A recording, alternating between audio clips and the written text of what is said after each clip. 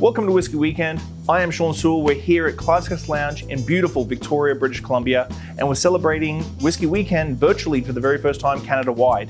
Now, I'm going to be making cocktails for you all weekend long, but we're going to start off with one of my very, very favorites, which is the Toronto. So the Toronto uses the 40 Creek Barrel Select. I've always loved the Toronto with the 40 Creek Barrel Select. It just gives this nice balance with another ingredient, which I'm going to talk about in a second. So it's 2 ounces or 60 mils of 40 Creek Barrel Select. We're going to do a 1/4 ounce, 7.5 mils. Let's get metric if we have to, of simple syrup.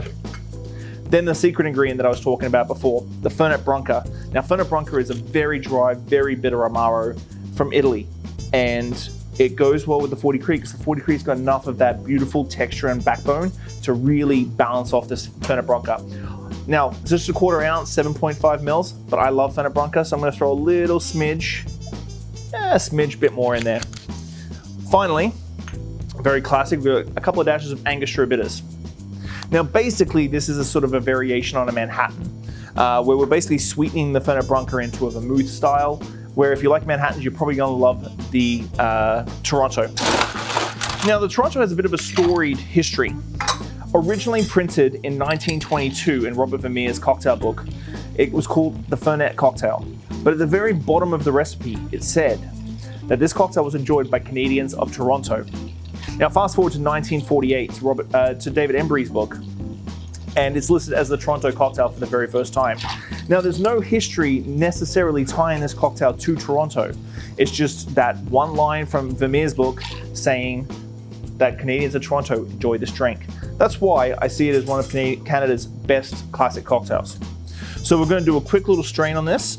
Now, I love my vintage glassware. I have a great collection here at Clive's.